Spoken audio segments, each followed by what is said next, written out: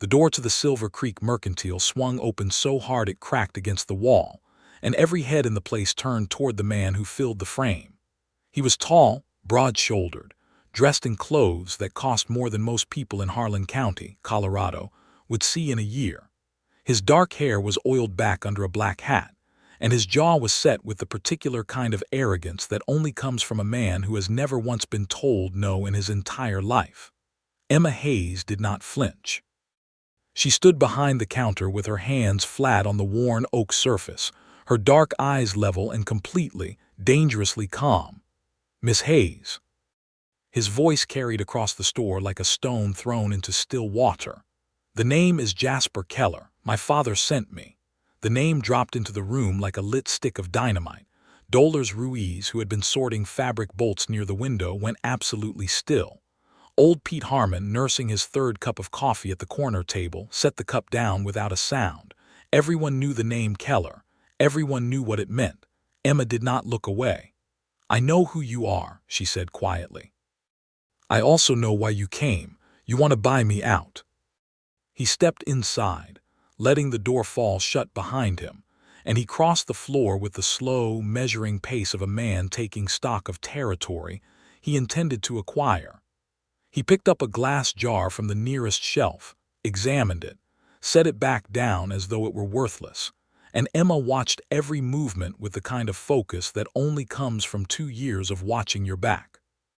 "My father is willing to be generous," Jasper Keller said, stopping at the counter and pulling a folded paper from inside his coat. He laid it flat on the oak surface between them. "That number represents more money than this store could ever earn in 5 years, possibly 10. Emma looked down at the paper. She did not reach for it. The number written there was significant enough that her pulse jumped once before she controlled it. She lifted her eyes back to his face and found him watching her with an expression she could not quite read. She had expected cold satisfaction, the look of a man delivering a verdict. What she saw instead was something slightly different, something she had no time to examine at this particular moment. She reached into the pocket of her apron, pulled out her own folded paper, and laid it on the counter beside his. "Before you go back to your father," she said, "I have a counteroffer." Jasper Keller's eyes moved to the paper. He reached for it with the casual certainty of a man expecting to be amused. He unfolded it. He read it. And Emma Hayes watched the expression drain completely off his face as though she had pulled the ground from beneath his feet. He said nothing for a long moment. Outside, the June wind moved down the main street of Harlan Creek, lifting dust and pushing it along the storefronts. Inside the Mercantile, the silence was so complete that the ticking of the clock above the door sounded like something being counted down. "This is not possible," he finally said. His voice was different now, quieter. All the practiced certainty had gone out of it. "It is entirely possible," Emma said. "Sit down, Mr. Keller, because to understand that paper, you need to understand everything your father has never told you." And that was the moment, she would think later, that everything changed. Not when he had walked in, not even when she had handed him the counteroffer. The moment everything changed was when Jasper Keller sat down across from Emma Hayes with his father's offer on one side of the table and hers on the other, and actually listened. But to understand how they arrived at that table, you need to go back 2 years. You need to go back to the summer of 1878, and to the day Emma Hayes buried her father in the red clay soil of Harlan County, with $10 in her pocket, a store full of debt, and a name on a deed that represented everything and nothing at once. Daniel Hayes had built the Silver Creek Mercantile from raw timber and stubbornness in 1861, when Harlan Creek was nothing more than 3 buildings and a prospector's dream. He had stocked it with goods hauled in from Denver on a wagon that had lost 2 wheels and nearly cost him his life. He had extended credit to families who had nothing but hope and determination, and he had kept this community alive through droughts and hard winters, and the kind of poverty that the East Coast newspapers never wrote about. He had been, by every measure that mattered in the real West, a good man. He had also, in the last year of his life, borrowed money from the wrong person. The wrong person was Gerald Keller, who owned the Keller Cattle Company and approximately one-third of the land between Harlan Creek and the New Mexico Territory border. Gerald Keller did not lend money from generosity. Gerald Keller lent money the way a trap is set, with patience and the complete certainty of eventual capture. Daniel Hayes had died of a chest fever in April of 1878, and he had died without telling his daughter the full truth of the debt he had accumulated. Emma had found out 3 days after the funeral, when a man in a leather coat arrived with papers and a polite smile, and explained that the Silver Creek Mercantile was now collateral against a debt of $1,100, and that Gerald Keller would be happy to take possession if she was unable to pay within 18 months. Emma had been 26 years old. She had grown up behind that counter. She had learned to read by the light of the lantern that hung above the dry goods, and she had learned to count by measuring out flour and sugar for the families who came in from the ranches and homesteads that spread across the valley. She had not been raised to quit, but she had also not been raised with any illusions about what a woman alone in 1878 was up against. She had taken the papers, thanked the man coldly, closed the door behind him, and spent approximately 1 hour sitting on the floor of the back room with her hands over her face. Then she had stood up, washed her face, and started working. The first thing she did was inventory everything in the store with absolute precision. She knew the debt was real, and she knew the interest was compounding at a rate that made the original number feel almost quaint. What she had going for her was a building, a reputation, and the loyalty of people who had trusted her father for 17 years. She began by reaching out to every rancher and farmer in a 30-mile radius, offering contract purchasing agreements that guaranteed she would stock what they needed specifically, rather than waiting for them to come in and find out she was out of what they wanted. She collected 3 months of advance payment from 6 families in the first week. Then she started looking at what the store could do that it had never done before. There were women in Harlan Creek who had no way to access patterns and fabric and the small necessities of running a household at any reasonable price. The nearest competition was 2 days' ride in good weather, more in bad.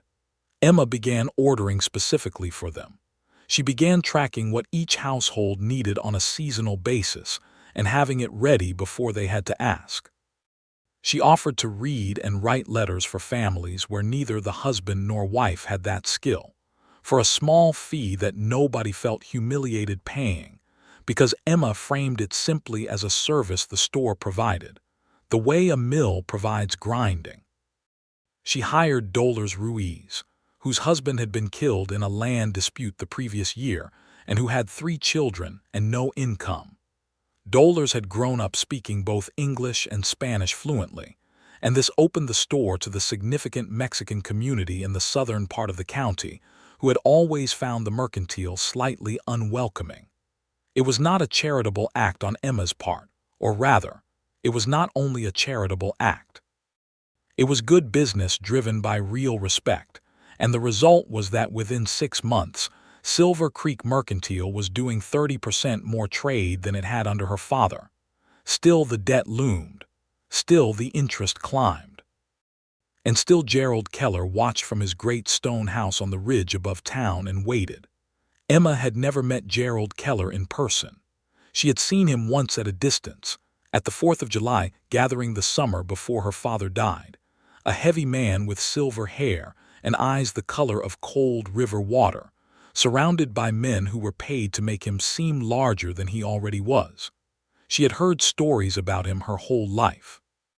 That he had driven 3 families off their homesteads by flooding their fields when he needed the water rights. That he had once had a man arrested on false charges to prevent a competing cattle sale. That the land he owned had been accumulated through a combination of brilliant financial instinct and absolute moral emptiness.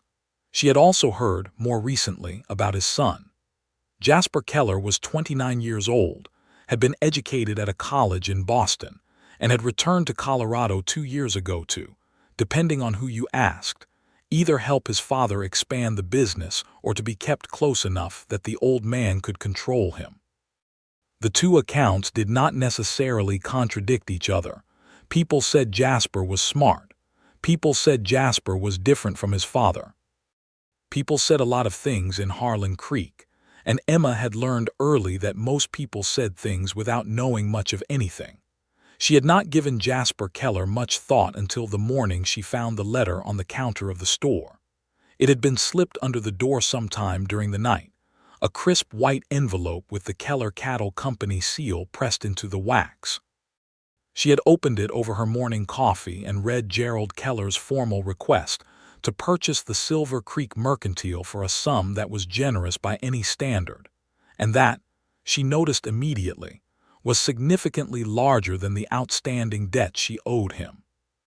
She had spent 3 days thinking about it before she gave him her answer. The answer was no. The refusal was not emotional. Emma Hayes did not operate on emotion when it came to business, a survival skill she had developed out of necessity in a world that was very quick to dismiss women who showed feeling as unstable and women who didn't as cold. Her refusal was strategic. She had done the numbers, and the numbers told her that the store, if she continued building it at the rate she had established, would be worth considerably more in 2 years than it was now. Gerald Keller's offer was generous for the store's present value and insulting for its potential. She also understood what Gerald Keller actually wanted, and it was not the store itself. The Silver Creek Mercantile sat on a piece of ground that straddled the only reliable water access between Keller's northern and southern grazing land. He could connect the two halves of his empire if he owned that lot, and the store was just a building that happened to be in the way. Emma had learned this from a surveyor named Marcus Webb who had come in for rope and nails one afternoon and had been happy to explain the layout of the local water rights in exchange for someone to talk to. She sent her refusal in a letter of 4 sentences: professional, final. She had not anticipated what would come after it. What came after it was not another letter.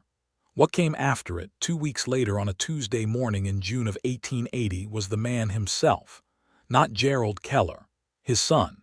Jasper Keller sat across the table from Emma Hayes in the back room of the Silver Creek Mercantile, with 2 folded papers between them and a silence that had weight and texture.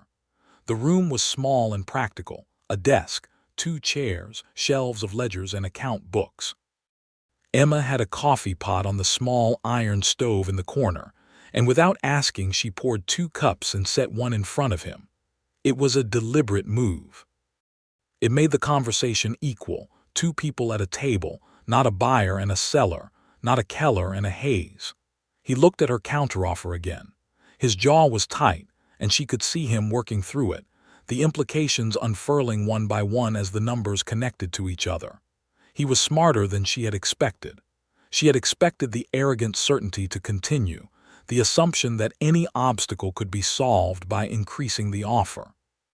Instead, she watched him genuinely think, and that changed her assessment of him slightly. "You're saying," he said slowly, "that you would sell my father the water access rights to the south quarter of your lot, not the store. Not the land the store stands on, just the water access corridor." "A 30-foot corridor along the east edge of the property," Emma confirmed, "with a deed restriction that prevents any structure from being built within 10 feet of my building on either side. For a price that is," he checked the paper, "twice what my father offered for the entire property. The water rights are worth twice the property to your father. You know that, I know that. The difference is that I am being honest about it." She wrapped her hands around her coffee cup.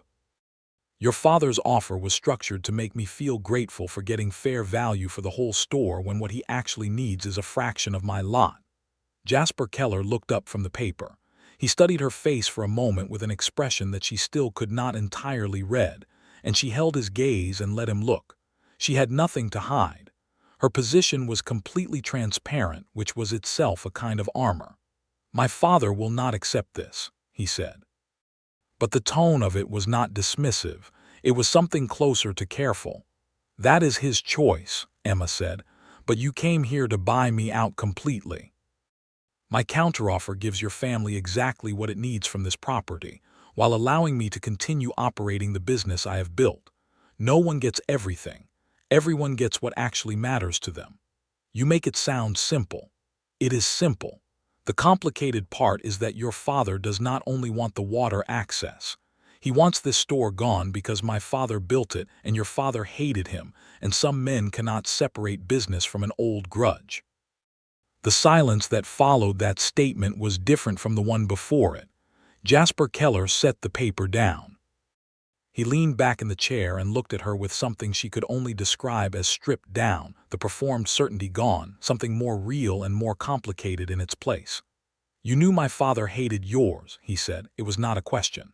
I suspected it for years. I confirmed it 3 months ago. Emma stood and went to the shelf of ledgers. She pulled one down, opened it to a marked page, and set it in front of him. My father's account books, specifically the year 1871. Your father extended credit to mine in January of that year, at a reasonable interest rate. In August of that year, he renegotiated the terms without notice and tripled the rate retroactively, citing a clause my father had not understood when he signed the original agreement. My father spent the next 9 years paying down a debt that grew faster than he could reduce it. Jasper's eyes moved across the page. Emma watched his face. She saw the moment the numbers became clear to him, when the shape of what his father had done became visible. Something shifted in his expression. Something tightened and then went carefully neutral in the way that people go neutral when they are managing something they do not want visible. I did not know this, he said. His voice was quiet. She believed him. I know you did not know, she said. I am not telling you to hurt you. I am telling you because you deserve to understand what you were sent here to finish. He looked at her for a long moment. Outside, someone was hammering on the new boarding house going up 2 doors down, a steady rhythm that had been the soundtrack of the street for 3 weeks. A horse moved past the window. The clock ticked. I am sorry, Jasper Keller said, and Emma Hayes heard genuine weight in the words. For what my father did to yours. She had not expected that. She had expected negotiation, counterarguments, the mobilization of legal language and financial leverage. She had prepared for all of those. She had not prepared for a straightforward apology delivered quietly across a small table in a back room by a man who had no obligation to offer it and every reason not to. She took a breath. Thank you, she said, because it was true and she had been raised to say what was true. He picked up both pieces of paper, hers and his father's, and folded them carefully. I cannot give you an answer today. You understand that. Of course, you need to speak with your father. I need to think for myself first, he said. Then I need to speak with my father. He stood and she stood too, and for a moment they were both upright on the same side of the desk rather than across from each other, and the geometry of it was different from everything that had come before. He was taller than she had thought, or the room was smaller than she remembered, one of the two. My father may send someone else, he said, someone less inclined to listen. Your father may try a number of things, Emma said steadily. He has been trying things for 9 years. I am still here. Something that was almost a smile moved across Jasper Keller's face, and was gone before she could be certain she had seen it. He picked up his hat from the chair where he had set it, turned it once in his hands, and then looked at her directly. Your counteroffer, he said. It is either the most brilliant business strategy I have ever encountered, or it is the most dangerous. Perhaps it is both, Emma said. He left. And Emma Hayes stood in the back room of her store and realized her hands were not completely steady, which was not something that happened to her very often, and she put it down to the adrenaline of the negotiation and nothing else whatsoever. She almost believed herself. Dolers found her in the back room 10 minutes later and leaned against the door frame with her arms crossed and one eyebrow raised to a height that communicated everything without a single word being spoken. Don't, Emma said. I said nothing, Dolers said. You were about to. I was simply going to mention that he is very tall. He is Gerald Keller's son, Emma said flatly, and he came here to take my store. He left without the store. He left with the counteroffer. It is not the same as settled. Dollars considered this with the patience of a woman who had survived genuine tragedy and was therefore not easily impressed by lesser complications. He also said he was sorry. "You were listening. Everyone within 20 feet was listening. This is not a large building." Dollars pushed off the door frame and went back to the counter, calling over her shoulder. "He has his father's chin and his mother's eyes, and whatever else he has, he listened to you. That is not nothing." Emma did not respond to this. She returned to the ledger she had been reviewing before Jasper Keller had walked in and blown the morning apart, and she applied herself to it with focused attention. And if her concentration was slightly less than its usual quality for the rest of that afternoon, she attributed it entirely to the stress of an unresolved business negotiation, and nothing more complicated than that. Jasper Keller did not return the next day, or the day after. Emma told herself this was expected. The situation required him to go back to his father, present the counteroffer, and manage whatever response that generated. And she knew Gerald Keller well enough by reputation to know that his response would not be calm or immediate. She went about her work with the same steady discipline she had applied for 2 years, ordering stock, maintaining accounts, helping customers, teaching the Henderson boy to read on Thursday afternoons when the store was quiet because his family could not afford the schoolteacher's fees, and Emma could not look at a child who wanted to learn and turn him away. On the 4th day after Jasper Keller's visit, Marcus Webb came in for surveying supplies and lingered at the counter with the look of a man who had something to say and was deciding whether he was going to say it. Emma put a bag of flour on the scale and waited him out. "Heard something this morning you might want to know," he finally said, studying the wall of shelves behind her head. "I am listening," Emma said. "Gerald Keller was at the county courthouse yesterday with his lawyer." Webb paused. "Something to do with the water rights on this side of the creek, filing some kind of claim based on the original 1871 agreement." Emma's hand stilled on the flour bag. "He is trying to claim the water rights through the deed agreement." "That's what it sounded like." Webb met her eyes briefly, apologetically. "Thought you should know before he has everything tied up legal." Emma thanked him, finished his order, watched him leave, and then went directly to the back room and sat down with the original deed agreement she had been keeping in a locked metal box under the desk since the day the lawyer had brought it after her father's funeral. She went through every page of it with the focused attention of someone who knows that details matter, and that the devil does not live in grand gestures but in footnotes. She found the clause after 40 minutes of careful reading.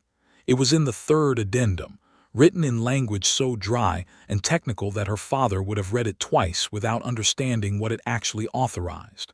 She understood it, and she understood with ice-cold clarity what Gerald Keller intended to do with it. The clause technically authorized Keller to claim water access rights as collateral in the event of payment default. Emma had not defaulted.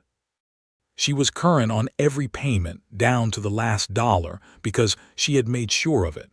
But the clause did not specify default as the trigger. It specified a looser term, material impairment of the property value held as collateral, which was exactly vague enough to be argued before a judge who might be sympathetic to a wealthy man with a good lawyer. She read it a 3rd time. Then she read it a 4th time, and on the 4th reading she noticed something. The addendum containing the clause had been added in August of 1871, which she already knew. But the addendum had been signed by her father alone. Gerald Keller's signature was not on it. Emma put the papers down very slowly. An unsigned addendum was not a valid addendum. She was nearly certain of this. She was not a lawyer. She needed to be certain. The nearest lawyer whose competence she trusted was a man named Harold Fitzwilliam, who had retired from a Denver practice and kept a small office above the saddle shop on the east end of town. She closed the store early, left Dollars in charge, and went directly to see him. Harold Fitzwilliam confirmed her reading after 20 minutes of examining the documents. An addendum not signed by both parties was not enforceable. Gerald Keller had been trying to collect on a clause that had no legal standing whatsoever. Emma sat in the leather chair across from his desk and felt something that was not quite relief and not quite triumph, but something that lived in the space between them, a kind of solid certainty, the ground under her feet becoming firm when she had not fully realized how uncertain it had felt. "There is more," Fitzwilliam said, leaning forward. "The original interest renegotiation in 1871 may also be challengeable. If the new terms were not clearly explained to your father, if there was any misrepresentation involved, you may have grounds for a claim against the entirety of the interest accrued since that point." He paused. "It would be a significant case. Gerald Keller has resources. He would fight it." "Let him fight it," Emma said. She walked back to the store in the long gold light of early evening, and she thought about her father, who had not understood the clause that was trying to steal his daughter's inheritance. And she thought about Gerald Keller, who had written that clause knowing exactly what it meant. And she thought about Jasper Keller, who had sat across a small table from her, and said he was sorry with what had sounded like real weight behind the words. She wondered what he knew. She wondered what his father had told him, and what he had figured out on his own, and whether those two things were as far apart as she suspected they were. She got her answer the next morning when Jasper Keller appeared at the back door of the mercantile, not the front door this time, alone, without the polished certainty of his first visit. He knocked twice. Emma opened the door and looked at him for a moment, registering the difference in his bearing, a kind of controlled tension that was distinct from the confidence he had worn like a coat on his first visit. She stood back and let him in. He sat down at the same table, and she put coffee in front of him again, and this time he wrapped both hands around the cup and looked at it for a moment before he spoke. "My father does not intend to accept your counteroffer," he said. "I expected as much. He intends to pursue the water rights through the debt agreement." "He is welcome to try," Emma said. "The clause he intends to use is not legally enforceable. The addendum was never properly executed." Jasper looked up sharply. "You found that 3 days ago," he exhaled slowly. Something in his posture shifted, not defeat exactly, but a kind of recalibration. "He does not know you found it. He will shortly. I have retained Harold Fitzwilliam to represent me." Emma kept her voice even. "I am also exploring a claim against the interest renegotiation in 1871. The original terms were materially misrepresented to my father." The silence stretched.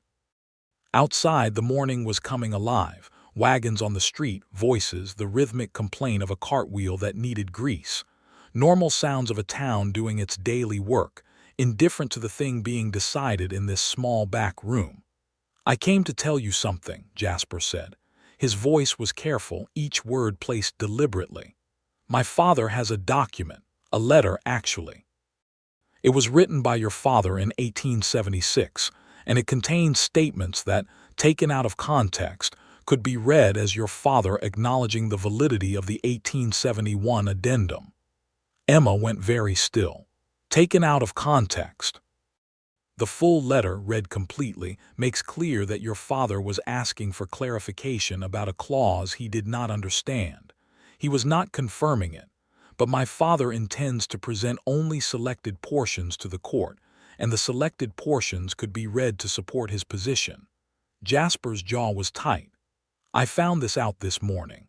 I was not supposed to find it out. I am here because I believed my father sent me to conduct a legitimate business acquisition, and I have been discovering in stages that that is not entirely what I was sent to do." Emma studied his face. What she saw there was anger turned inward, the particular fury of a person who has been used without their knowledge, and underneath it something rawer, the kind of pain that comes from the revision of a foundational belief about someone you love. "Why are you telling me this?" she asked. "Because it is wrong," he said, simply, completely. "You are telling me information that will directly work against your father's position. Yes, he will know it came from you. Yes." He met her eyes. "I will deal with that separately." Emma looked at him for a long moment. The clock ticked. The town moved outside the window. She was doing the thing she always did in high-stakes moments, reading the information available, testing it for internal consistency, looking for the hidden motive. the trap, the angle she had not yet seen. She found none. What she found instead was a man sitting at her table with both hands around a coffee cup, telling her the truth at a cost to himself that he had already accepted, and doing it with a steadiness that was not performance but something genuine and solid. "Thank you," she said. For the second time in a week, those two words carried more weight than their brevity suggested. "Do not thank me yet," Jasper said. "My father has other moves, and his lawyer is not without talent." He paused. "I would like to help you if you will let me." Emma was quiet for a moment. "Help me how? I know my father's legal strategy better than anyone outside his household. I know how he argues, what his vulnerabilities are, and where his cases have weaknesses. I can give you information that makes your case substantially stronger." He set the coffee cup down. "I can also speak to two of his business partners who have had their own concerns about his methods. They have not spoken publicly because they feared the consequences. If there is a legal case, their testimony could be significant." Emma considered this carefully. The offer was extraordinary. It was also, she recognized, a profound act of loyalty rupture on his part, not disloyalty to an institution or a company, but the more intimate fracture of severing from a parent whose actions you can no longer defend. She understood how that felt. She had buried her own father 2 years ago and stood over his grave feeling the simultaneous ache of love and the sharp grief of realizing he had been, in some ways, not fully honest with her. The texture of Jasper's situation was different, but she recognized the emotional landscape.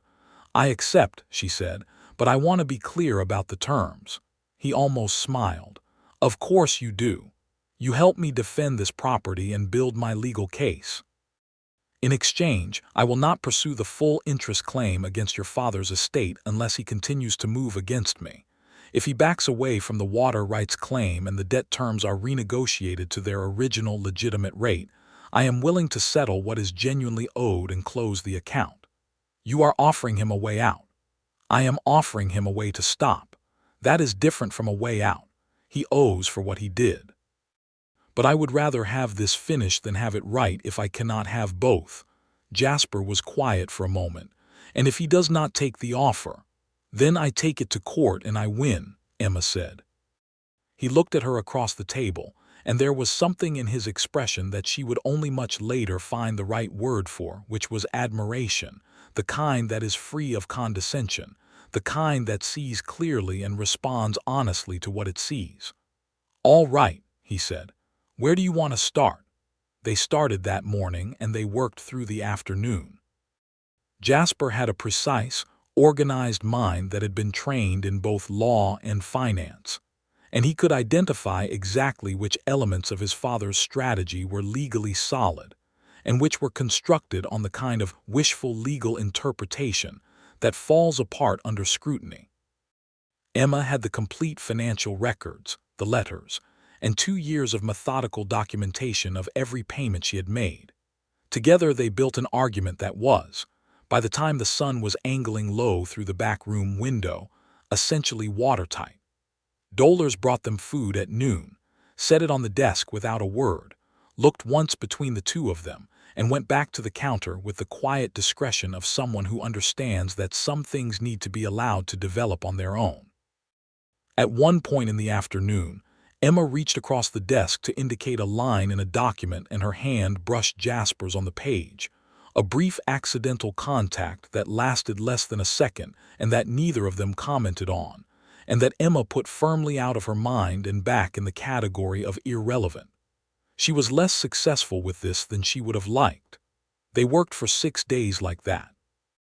Jasper came each morning through the back door and left in the evening, and the work was real and serious, and it occupied most of the space in the room, but not all of it.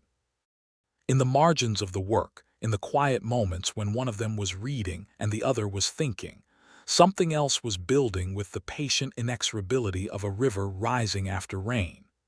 Emma was aware of it in the way you are aware of something you are not yet ready to name. She learned things about him that she had not expected to learn. She learned that he had come back from Boston not to help his father expand, but because his mother had been ill, a detail he mentioned once, briefly, with the careful restraint of someone discussing a wound. His mother had died the previous winter. He had not gone back east after her death because there was no longer a reason to go and no longer a family that held shape without her in it. Only a father who had not been capable of understanding what his son had lost, and a business empire that ran on the same cold logic that had killed every warmer thing around it. Emma told him, one evening near the end of the first week when the work was nearly done, and the room had grown companionable in the way of shared effort, about her father's last year, about the way the debt had worn on him without his telling her, the particular pride of a man who builds something and cannot bear for his child to see the cracks in it, about the way she had found his ledgers after the funeral and understood, in the adding up of numbers, the weight he had been carrying alone. Jasper listened without interrupting. He listened the way some people are capable of listening, with the full weight of his attention, and when she finished, he did not say anything immediately but simply sat with what she had said in a way that made her feel that it had been genuinely received. Then he said, "Your father and my father made a mirror image of the same mistake. Yours kept a secret to protect you. Mine kept secrets because he had no one he cared enough about to protect." She had not cried over her father in 2 years. She did not cry now. But something shifted in her chest that was related to grief and adjacent to relief, the feeling of being understood in a specific and accurate way. She looked at him across the desk in the lamplight and thought, with the full honesty she applied to her ledgers, that she was in significant trouble. And she allowed herself to acknowledge it and then return to the work in front of her, because the work was real and it mattered, and she was not a woman who let her heart move faster than her judgment. She was, however, increasingly aware that her judgment was developing an opinion about Jasper Keller that had very little to do with water rights. The legal hearing before Judge Raymond Aldis was scheduled for 3 weeks out. Harold Fitzwilliam filed Emma's formal challenge to the debt agreement's addendum and Gerald Keller's water rights claim on a Monday morning. By Tuesday afternoon, Emma had received a message through Fitzwilliam that Gerald Keller wished to meet in person. She refused. She sent back, through Fitzwilliam, that any communication from the Keller side should go through legal representation, and that she had nothing personal to say to Gerald Keller that the court could not hear. Gerald Keller's response to this refusal was to fire his son. Jasper arrived at the back door on Wednesday morning looking like a man who had slept badly and was carrying it with the deliberate composure of someone who would rather walk into a burning building than let anyone see him flinch. Emma opened the door and read his face in 3 seconds and said, "Come in and tell me." He sat down. He told her. His father had discovered that Jasper had been meeting with Emma, not from any surveillance, but from Gerald Keller's own lawyer, who had run into Jasper leaving the mercantile one evening and had mentioned it casually without understanding the significance. Gerald Keller had confronted his son the previous evening, and the confrontation had been exactly what Emma would have predicted knowing both men, which was to say a collision between the immovable certainty of a man who had never been questioned and the quietly devastating honesty of a son who had finally decided to stop pretending.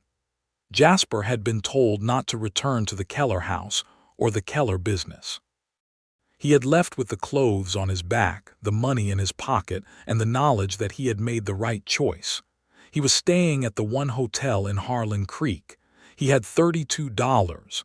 Emma looked at him for a long moment. "I am sorry," she said, because she was. Because she understood what it costs to be cut off by a parent, even when that parent is wrong. "Do not apologize," he said. "It is not your fault. It is at least partially connected to my situation. I made my own choices." He said it evenly. "I would make them again." Emma stood and refilled the coffee cups. She set his in front of him and then she said, carefully, "The store has a room above it. It was my father's office and he put a cot in it years ago for the nights when the accounts kept him late. It is not comfortable, but it is a room. You may use it for as long as you need." He looked at her. She kept her expression professional, practical, the face of a businesswoman making a logical arrangement, because that was how she needed to present it, and possibly also how she needed to experience it for the time being. "That is very generous," he said. "It is practical," she said. "You are my primary witness in a court case scheduled in under 3 weeks.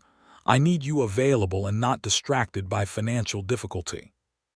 "Of course," he said, and if there was a slight warmth in the words, neither of them examined it too closely. The following weeks were the most complicated Emma Hayes had experienced since the week of her father's death, which was saying something.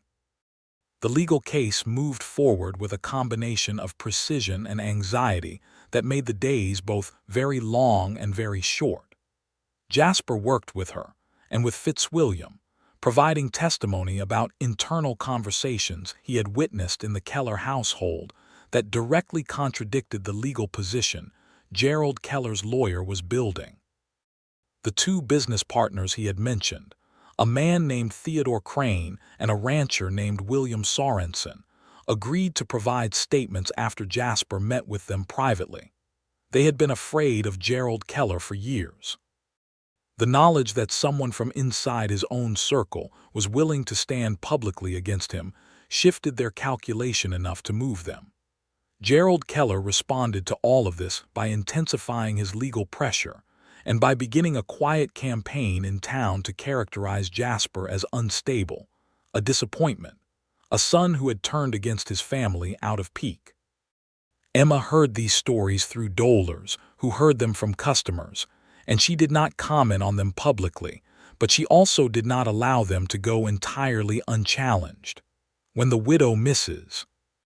Patterson mentioned, with the slightly nervous brightness of someone passing along gossip while pretending to be concerned, that she had heard Jasper Keller had broken with his father over a woman and was making a fool of himself.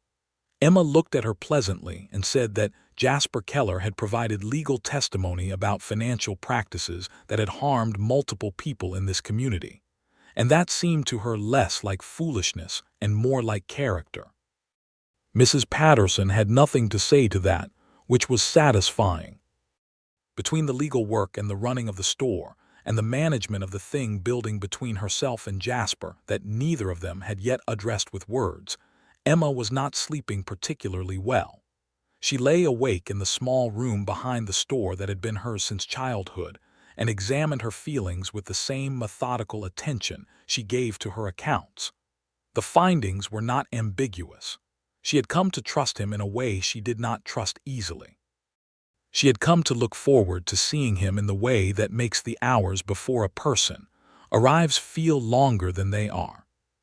She had come to understand, in the specific detail that only reveals itself through prolonged close proximity, what kind of man he was, and the kind of man he was went considerably deeper than his father's name or his well-cut coat, or the fact that he had walked into her store intending to buy it.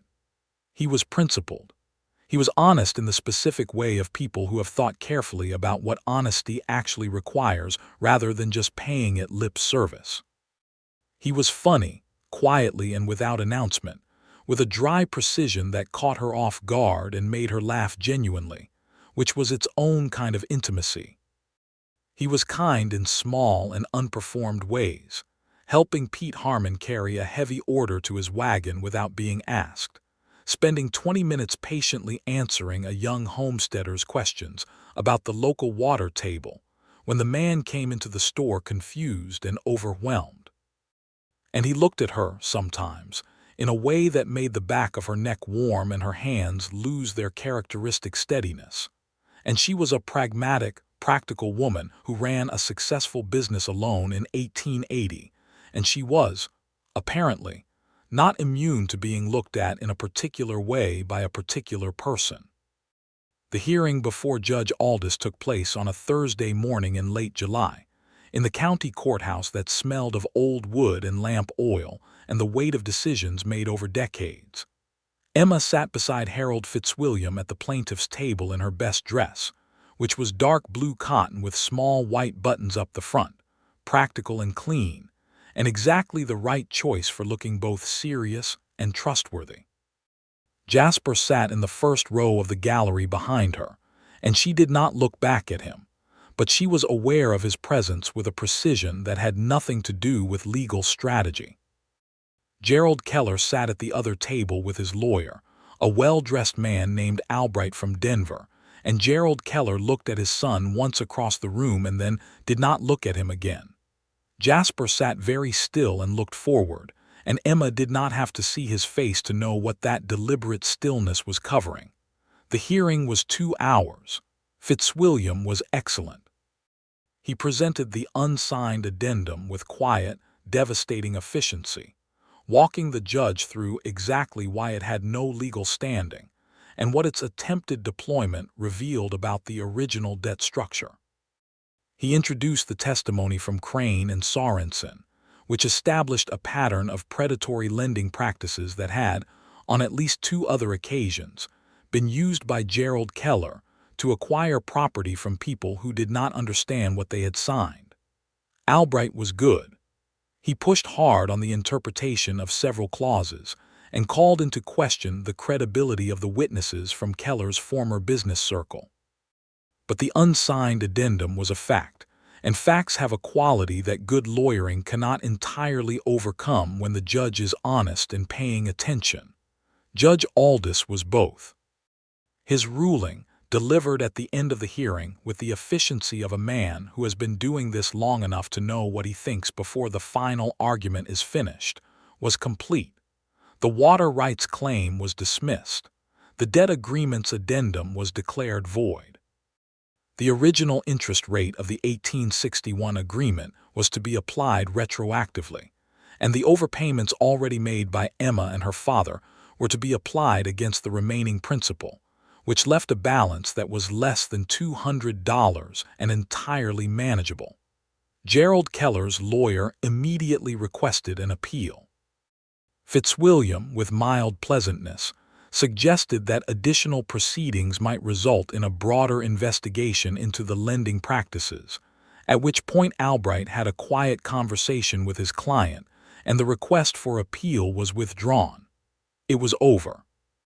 2 years of carrying the weight of her father's debt, and the threat of losing everything he had built, and it was over in a Thursday morning in late July.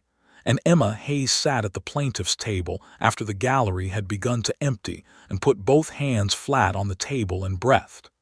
Jasper came to the railing beside the plaintiff's table. She stood and faced him, and there was a moment between them that was full of everything that had been building for weeks, wordless and specific and completely clear to both of them. "You won," he said. His voice was very quiet. "We won," she said. "You gave me the information that built this case. You built the case. I provided one piece. A significant piece. Emma." He said her name for the first time, and the way he said it was different from how her name sounded in other people's mouths. It had weight and direction. It was aimed specifically at her and no one else. "I have been wanting to say something for approximately 3 weeks, and I have been waiting because the timing was wrong, and I did not want you to wonder about my motives." She looked at him steadily. Her heart was doing something undignified and completely unlike its usual behavior. "Say it," she said. "I came to this town to buy your store," he said, "and I am going to leave it having lost my father's business, my inheritance, and any claim to being a neutral party in what will certainly be an ongoing local conflict. And I find that I do not regret any of it, specifically because of you." He paused. "I would like to court you properly if you will allow it. Not because the case is settled and it is now convenient, but because I have thought about nothing else for 3 weeks and the case is settled and it is now possible." Emma Hayes looked at Jasper Keller in the morning light of the county courthouse and recognized what she was feeling clearly and without apology, which was that she was in love with him, had been moving toward that conclusion for 3 weeks of shared coffee and lamplight, and the kind of sustained honesty that is more intimate than most things people do, and that the feeling was one of the most sensible things she had encountered in 2 years of navigating extraordinarily complicated circumstances. Yes, she said. Not with fanfare or extended qualification, because she was Emma Hayes and she said what was true. I will allow it. The smile that crossed Jasper Keller's face then was the first fully unguarded expression she had seen from him, all the careful composure aside, and it was worth the 3 weeks of not addressing it directly. The summer turned full and golden, and Harlan Creek moved on in the way that small towns move on, which is to say with some things forgotten, and some things settled permanently into the texture of the place. Gerald Keller did not attempt further legal action. He retreated to his stone house on the ridge and his diminished empire, and the cold silence of a man who has lost and cannot admit it. Emma did not gloat. She paid the remaining balance on her debt, received the deed to her property free and clear, and filed it in the same locked metal box where the debt agreement had lived for 2 years. Then she locked the box, put it on the shelf, and got on with things.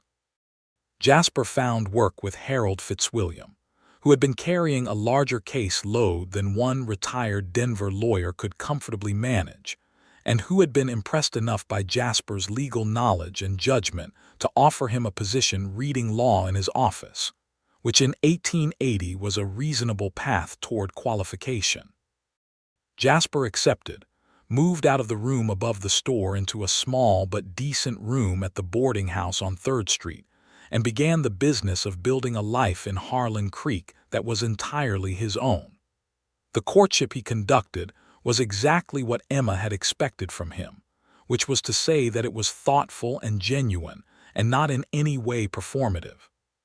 He walked her home from church on Sundays, which was the acceptable public gesture, and he called at the store on Tuesday evenings when it was closed, bringing occasionally a book he thought she would like, or a problem from his legal work that he wanted a second mind on, or simply himself, and the easy conversation that had been the underpinning of their work together, and that translated without difficulty into the register of courtship.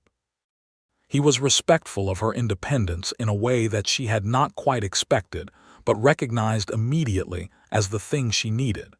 He did not suggest she would be better off making fewer decisions. He did not treat her competence as something charming to be admired in its place, and gently steered around when the stakes were serious. He listened to her analysis of situations with the same weight he gave his own, and said so when her reading was sharper than his. Emma found herself looking forward to Tuesday evenings in a way that made Monday feel slightly too long.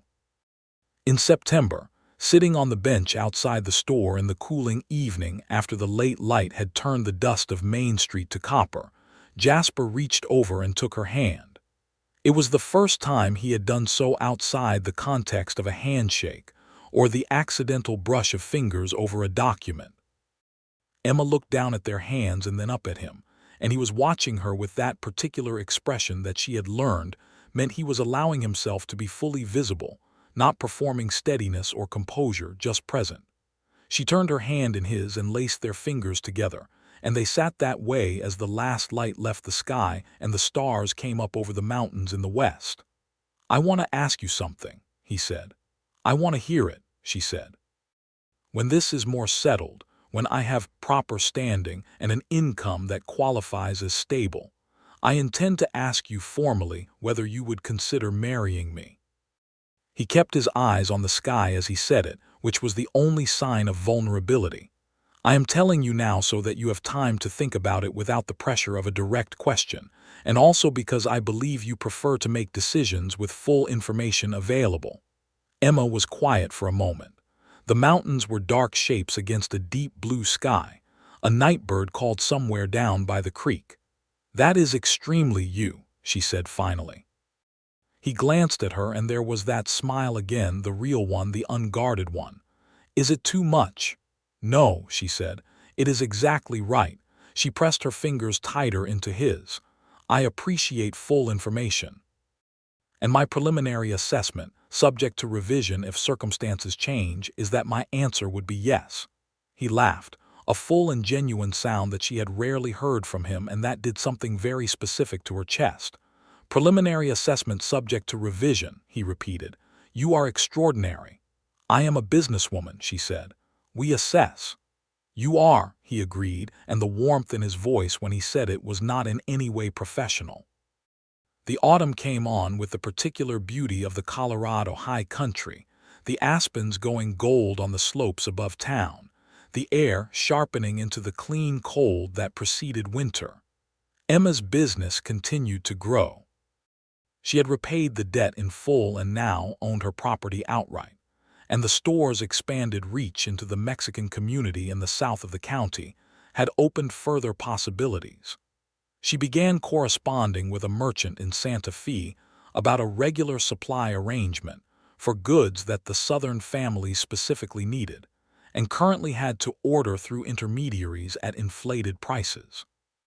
The arrangement, when it came together in October, was the largest single contract the Silver Creek Mercantile had ever held. Dollars wept very briefly when Emma told her, then claimed she had something in her eye, then accepted Emma's hug with the straightforward warmth of a true friend. Jasper was progressing in Fitzwilliam's office with the same focused competence he brought to everything. By November, Fitzwilliam had declared him ready to handle straightforward land and contract cases under supervision, and the first of these went smoothly. Jasper had a way with clients that Emma recognized as the same quality she had noticed across the table from her on that first morning. He listened genuinely. He addressed what was actually being said rather than what was superficially presented, and he did not make people feel small for not knowing what he knew. On a Friday evening in November, with the first real snow falling in soft quantity outside the windows of the Silver Creek Mercantile and a fire going in the small iron stove in the back room, Jasper Keller looked across the table at Emma Hayes and said, "My circumstances are sufficiently stable. I am asking." Emma looked at him for a moment. The fire crackled. The snow fell. The clock above the front door ticked with the same steady patience it had kept for years, indifferent to everything and witnessing everything. "Your preliminary assessment," he said, and there was humor in it but also real vulnerability, the kind that does not apologize for itself. "My assessment is final," Emma said. "Yes, Jasper, I will marry you." He reached across the table and took her face in his hands, which was the first time he had touched her face, and kissed her with the particular feeling of something that has been building for months and is finally, completely, exactly what it should be. Emma kissed him back with equal intention, and the snow kept falling and the fire kept burning, and that was the beginning of the rest of everything. They married in March of 1881, in the small white church at the end of Main Street, on a day that was cold and clear and bright, with the particular hard-edged light of late winter in the mountains. Dollars stood up with Emma. Harold Fitzwilliam stood up with Jasper, which was not the traditional choice but was the right one, the man who had been closest to them both through the most consequential months of their separate lives, and who had become, in the easy, organic way of genuine affinity, a friend to both. The town turned out in numbers that surprised Emma and did not entirely surprise Jasper, who had learned in the months since the court hearing something that his upbringing in the Keller household had not taught him, which was that communities built on mutual support are more powerful and more durable than communities built on fear. People came because they loved Emma and because they had, cautiously and then with increasing confidence, come to trust and like Jasper for himself, entirely separate from his name. The ceremony was simple. The vows were the traditional ones, the same words said in that same church over decades.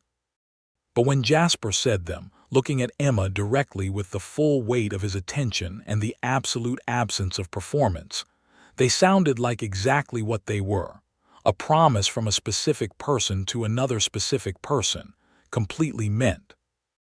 Emma said hers back in the clear, even voice that was entirely her own, and she meant every syllable of them, and the simplicity of that, the cleanness of a promise made with full knowledge and full choice, was its own kind of richness. There was a celebration afterward at the Mercantile. The store closed for the day, and the whole space cleared and opened up with tables and chairs and food contributed by half the town. Pete Harmon played fiddle. The Henderson boy, who had been learning to read in this very room for 2 years, stood up and recited a poem he had written for the occasion that was not entirely good, but that was entirely earnest. And Emma laughed and pulled him into a hug that he bore with the resigned dignity of a 10-year-old being publicly embraced by an adult. Toward the end of the evening, Jasper found Emma near the window watching the last of the sunset color the snow on the mountain peaks. He came to stand beside her close enough that their shoulders touched. "Happy?" he asked. "Yes," she said, immediately and without qualification. No preliminary assessment. She looked up at him with the smile that was only for him, the one she had not shown the world for 2 years while she was being steadily competent and professionally composed. "This is a final determination," she said, "not subject to revision." He put his arm around her and she leaned into him, and outside the window the mountains went gold and then rose, and then the dark came up from the valley and the stars appeared. The same stars that had always been there over Harlan County, indifferent and permanent and beautiful. The first year of their marriage was, by the measure of its content, the richest either of them had experienced. The legal practice grew. Harold Fitzwilliam, who was 62 and whose joints had begun to protest the Colorado winters with increasing emphasis, increasingly handed cases to Jasper and spent his mornings drinking coffee and reading, which was what he had always claimed to prefer. Jasper took the work seriously and built a reputation with the same steadiness he brought to everything he valued. The store grew. Emma's Santa Fe arrangement had proven so successful that she had begun exploring similar contracts with a supplier in Pueblo. Dollars had taken on a greater share of day-to-day management, which Emma had structured as a genuine partnership, a share in the profits rather than a wage, because Dollars had earned it, and because Emma believed, practically and morally, that the people who built a thing should share in what it becomes. Emma and Jasper had moved into the larger house on Elm Street, the one with the real kitchen and the garden that had been let go for 3 years by the previous owner, and that Emma was reclaiming with the same methodical determination she applied to everything. Jasper built a fence around the vegetable patch in April. He was not a particularly skilled carpenter, and the fence showed it, being slightly irregular in its geometry, and Emma had studied it for a long moment when it was done and said, "It has character." Jasper had laughed and said she was very diplomatic, and she had said she was a businesswoman who appreciated effort and had been raised not to be unkind, and he had kissed her in the backyard in the spring sunshine, and she had kissed him back, and the fence stood in its irregular way for years. In October of 1881, Emma told Jasper that she was expecting a child. She told him in the kitchen on a Tuesday morning over breakfast, with the same directness she applied to important information, and she watched his face go through something that was not quite expressible in ordinary terms, a kind of overwhelmed joy that was also slightly terrifying in the way that real things are. He reached across the breakfast table and took her hand, and neither of them spoke for a moment, and the morning light was coming through the kitchen window, and the mountains were showing their first snow. "Are you frightened?" he asked. "A little," she said honestly. "Are you?" "Yes," he said, "but I am also the happiest I have ever been in my life." She squeezed his hand. "Same." Their son was born in May of 1882, on a spring night that smelled of new grass and creek water, and the particular freshness of a world renewing itself.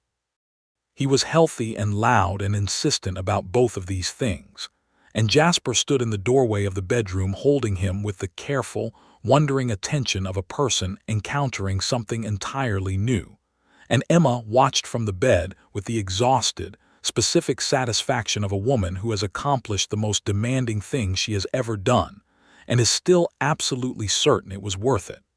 They named him Daniel for her father. The name was Emma's choice, and Jasper heard it and said yes immediately, without discussion, because it was right and he knew it. Daniel Hayes Keller grew with the acceleration of all small children, who seem in retrospect to have moved through their earliest stages faster than time should allow. He had Emma's dark eyes and Jasper's somewhat irregular Keller jaw, and a temperament that was entirely his own, curious and direct and enthusiastic about almost everything, with a particular fascination for horses that he developed very early and pursued, with the single-minded intensity that occasionally reminded both parents of themselves in ways that were more amusing than anything else. Harlan Creek grew too. The railroad reached within 30 miles of town in 1883, which changed the supply chains in ways that Emma had been planning for since 1881, when the surveys were first announced. She had restructured her supplier agreements 2 years in advance of the rail connection, positioning the Silver Creek Mercantile to benefit directly from reduced shipping costs. And the result was that, when the change came, the store's advantage was not disrupted but amplified. Jasper's practice had by this time grown beyond what one man and a semi-retired mentor could manage, and he had brought on a younger lawyer named Samuel Torres, who was the first person in his family to have received any formal education and who was, by every measure Jasper applied, excellent. Samuel Torres also happened to be, by the following year, spending a considerable amount of his free time in conversation with Dolores Ruiz, a development that Emma observed with quiet satisfaction and did not comment on until Dolores brought it up herself, which she did on a Tuesday afternoon in the fall of 1883 with the particular combination of attempted casualness and complete visibility that characterizes a person trying to discuss something important without appearing to be doing so. Emma looked at her and said, "Dolores, do you like him?" Dolores said with dignity, "He is a very competent lawyer." "That is not what I asked." Dolores was quiet for a moment. Then she said, "Yes." "Very much." "Then let yourself," Emma said. And Dolores did, and the story that followed was its own story, but it ended well, which is what matters. In the spring of 1884, 3 years after their wedding, something arrived in Harlan Creek that Emma had half expected and half dreaded, news from the ridge above town that Gerald Keller had died of a stroke during the winter. He had been found by the housekeeper on a February morning, alone in the study of his stone house, surrounded by papers that were, according to the gossip that filtered down to town, the records of everything he had owned. Jasper received this news from the local undertaker, who had been sent a message by the remaining staff at the Keller house. He came home in the middle of the afternoon, which was unusual, and Emma saw from his face when he came in that he knew. She opened her arms and he came to her, and she held him for a long time in the kitchen of the Elm Street house, while Daniel napped upstairs, and she did not say anything because there was nothing to say that was adequate to the complicated grief of losing a parent you have already grieved in a different way. He wept quietly, once. Then he straightened and she held his face in her hands the way he had held hers in the back room of the Mercantile on the night they had gotten engaged, and she looked at him steadily and said, "He had choices. He made them. You had choices. You made different ones. That is the only true accounting." He covered her hands with his. "I know," he said. "I know."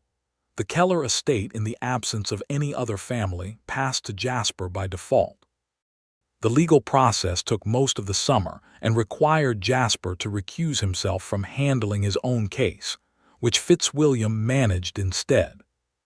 What emerged from that process was a substantial inheritance, land, cattle interests, and capital that Jasper had not expected and had thought about carefully before deciding what to do with it. He sold the majority of the cattle operation to William Sorensen, who had been managing it responsibly under lease for 2 years. He sold the stone house on the ridge to a newly arrived family from Ohio who were starting fresh in Colorado and who had 4 children and needed the space. He retained a moderate portion of the land holdings, specifically a parcel adjacent to the creek that he had his own plans for. Then he came home and told Emma what he had done with the money.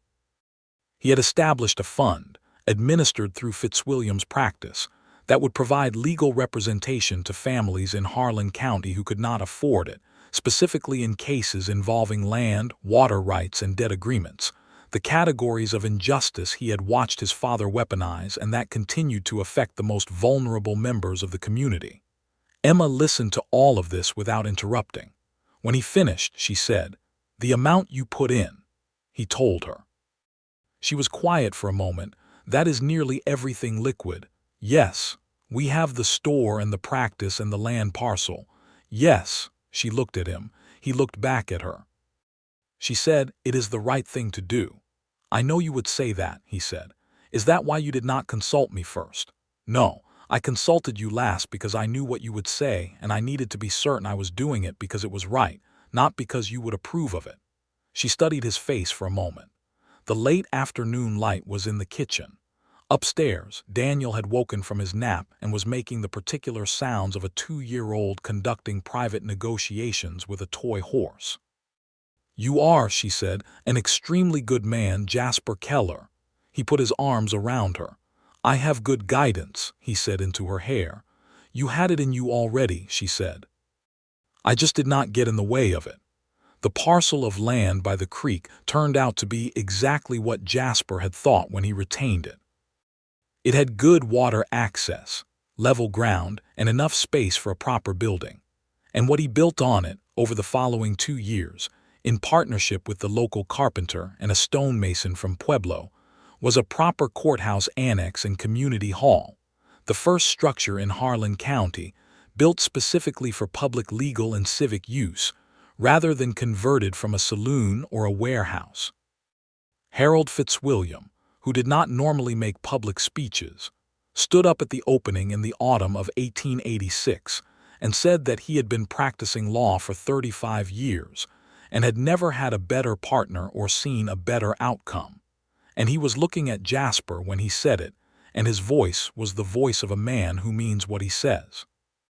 Emma had expanded the mercantile by then, taking over the adjacent building when it became available, and had used the space to add a section specifically serving the growing school population of the county. Teachers could order curriculum materials through her Santa Fe connection. Families could purchase slates and primers at cost, subsidized by the margins on everything else, because Emma Hayes had decided at some point that she could not build a store that prospered in a community that was not educating its children, and simply regard those two facts as unrelated. Daniel started school in the fall of 1886, 4 years old and deeply serious about it.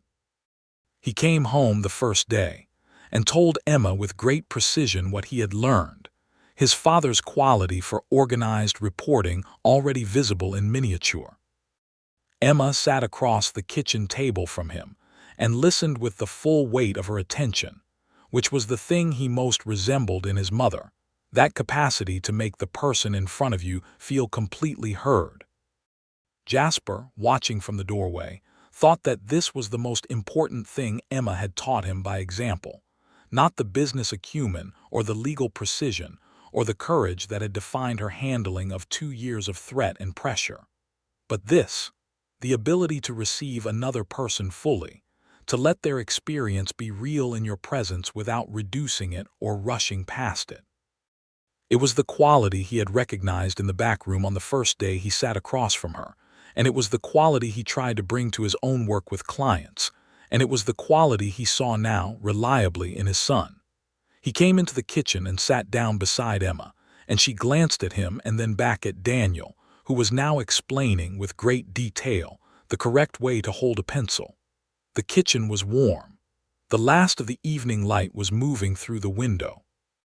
Outside, the mountains were going dark, and the first stars were coming up, the same stars that had been there always, watching everything that happened in the valley below with their eternal, patient indifference.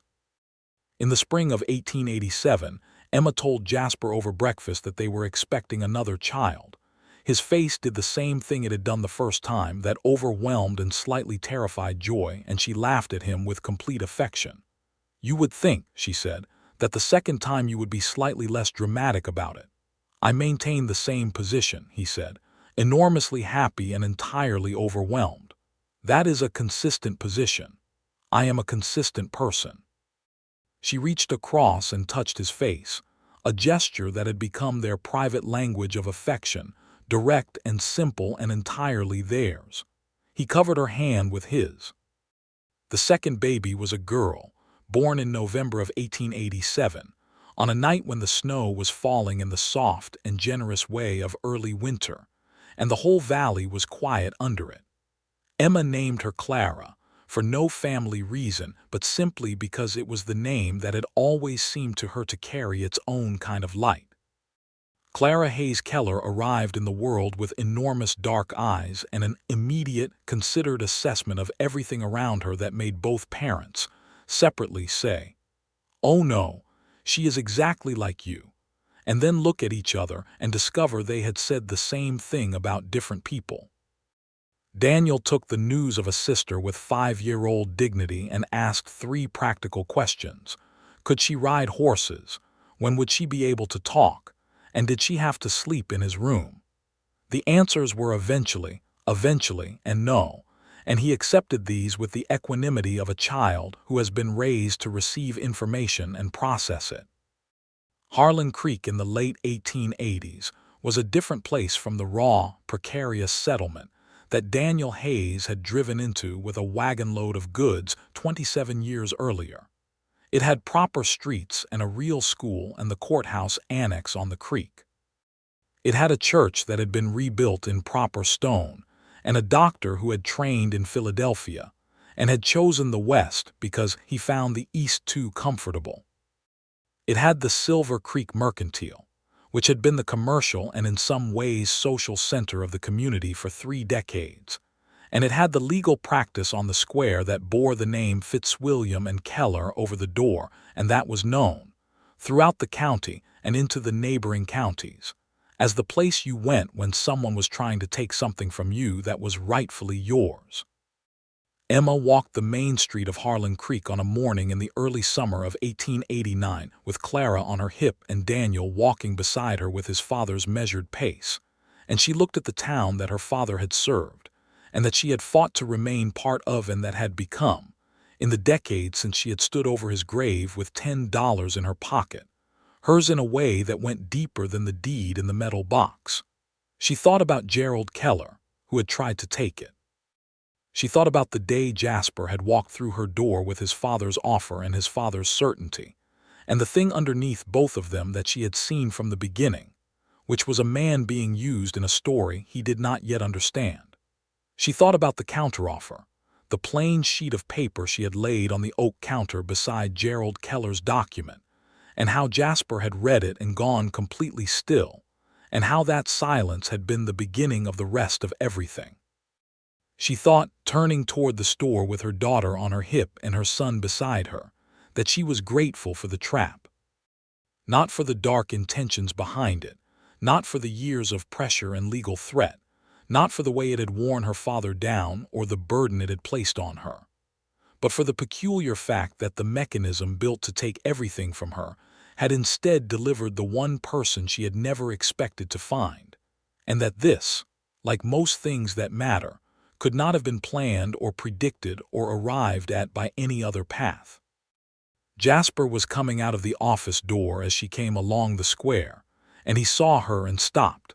And for a moment he looked at her the way he always looked at her when she came into sight unexpectedly, that completely unperformed quality of attention that had not changed in 9 years, and that she hoped would not change in 9 more. Daniel accelerated toward him and Jasper caught him, and swung him up with the ease of a father who has done this 10,000 times, and Clara reached from Emma's hip toward her father with both arms in the imperious way of a toddler who knows exactly what she wants.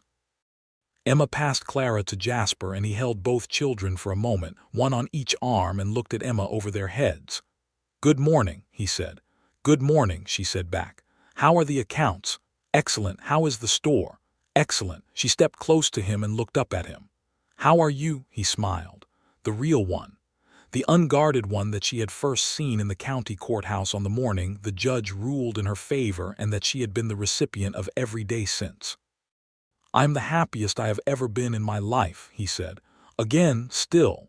She put her hand on his face, their private language, direct and simple and entirely theirs. "Same," she said. The mountains rose behind the town in the morning light, the same mountains that had been there before any of them and would be there long after, indifferent and permanent and beautiful. The town moved around them in its ordinary morning business, wagons and voices, and the small commerce of daily life, the continuous present tense of people building something together in a difficult country.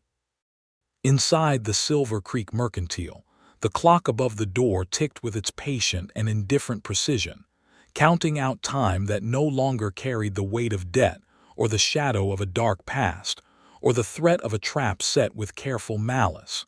The deed in the metal box was free and clear. The counteroffer that had started everything was folded in the same box, kept not as a legal document but as a record, a reminder of the day that a woman with full information and complete nerve had laid a single sheet of paper on an oak counter and sent a man home speechless, and how that man had come back through the back door with the truth in his hands and the willingness to stand by it whatever the cost, and how those two facts together had made something that neither of them could have made separately. Emma Hayes had not needed rescuing. She had needed someone who was honest enough to stand with her, and she had found him in the last place she had thought to look, and the only place, in retrospect, it was ever going to happen. The summer opened ahead of them, and the children, and the town, and the mountains, and the life that was entirely their own.